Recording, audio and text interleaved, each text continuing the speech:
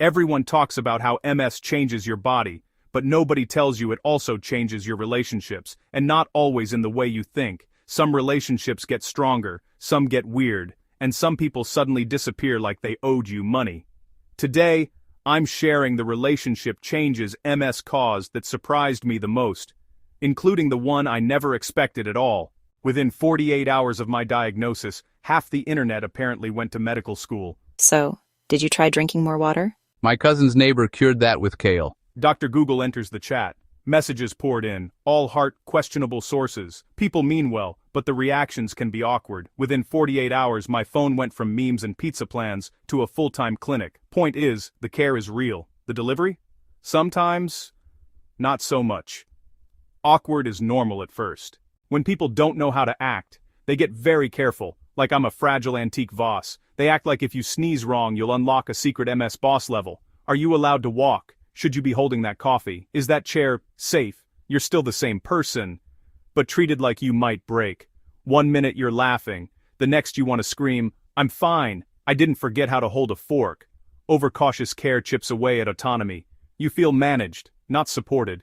It's a delicate balance, patience, and a good sense of humor. Then comes the part nobody really prepares you for, the part that often happens in silence, the disappearing act. After the initial flurry of concern and the awkward hovering, a strange quiet settles in. Some people just fade away. It's not a dramatic door-slamming exit.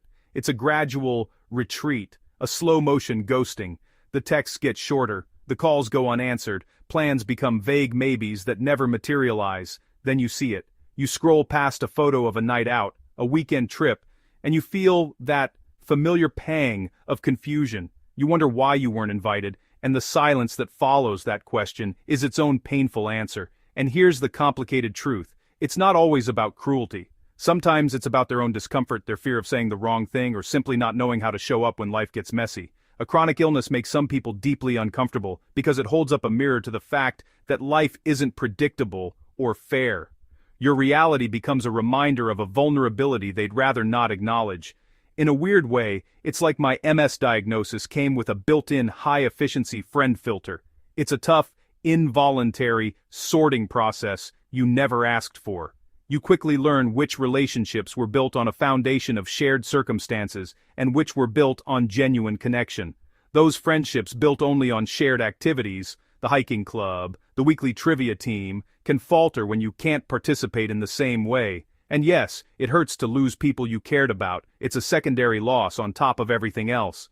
But in the quiet that follows their departure, it creates space.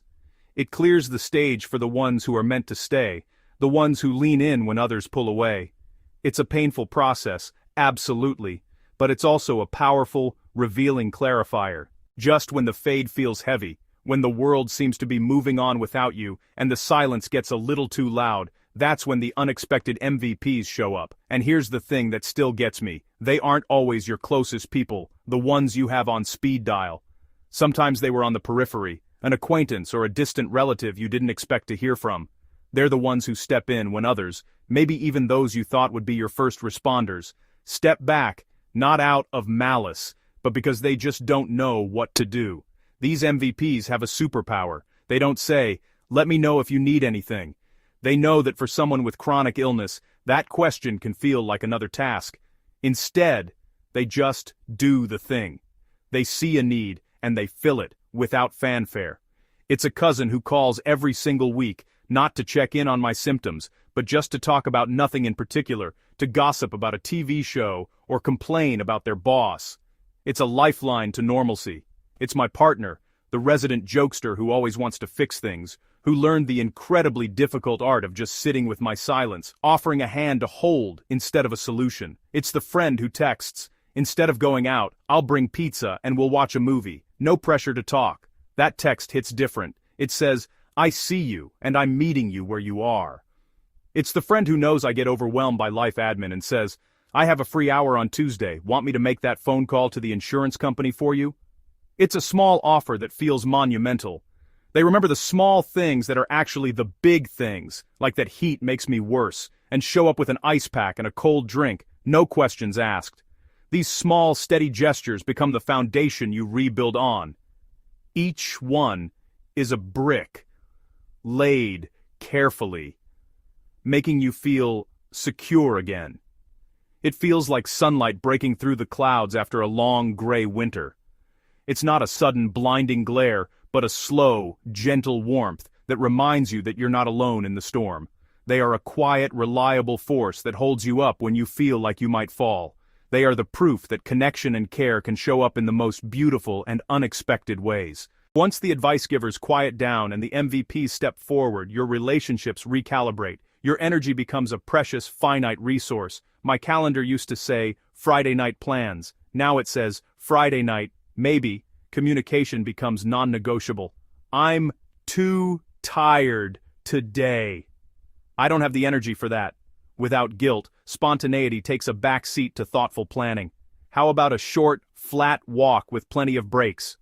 That's love in a sentence. Healthy relationships bend and flex. The ones that can't, break. Fewer wild nights, more quiet, quality moments. The focus shifts from doing things together to simply being together. Okay, so here it is. The big reveal. The part of this whole journey that I truly never saw coming. It's not about a miracle cure or some magic pill. It's something much quieter, much more internal, and honestly, far more transformative than I could have ever anticipated. When I was first diagnosed with MS, my mind immediately went to the worst-case scenarios. I braced for loss. I pictured my world shrinking, my friendships fading, my physical abilities declining. I mourned the life I knew, the person I was, assuming that version of me was gone forever. I was so focused on what I was about to lose. But the biggest change wasn't about who left, or what I could no longer do. The most profound shift was about how I learned to show up for myself, first and foremost. It was about discovering a strength I never knew I had, not in my muscles, but in my voice. MS forced a kind of radical honesty I'd spent my whole life avoiding. Suddenly, my energy wasn't an infinite resource I could just push through. It was finite, precious. This new reality gave me the power, to set boundaries. Before, I was the king of yes. I said yes to everything, every invitation, every request for a favor, every last-minute plan, even when I was bone-tired and running on fumes. I thought being agreeable was the same as being a good friend, but my body started making the rules painfully clear. It drew lines in the sand that I couldn't ignore. I had to learn to say no, not as a rejection of others, but as an acceptance of my own needs. And the hardest part? I had to do it without the crushing guilt that used to follow. I remember a friend invited me to a big, loud concert a few months after my diagnosis. The old me would have gone, suffered through the exhaustion and sensory overload, and spent the next 3 days recovering.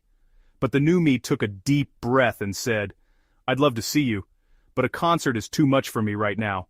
Could we get quiet dinner next week instead? She said yes immediately. There was no drama, no guilt trip, just understanding.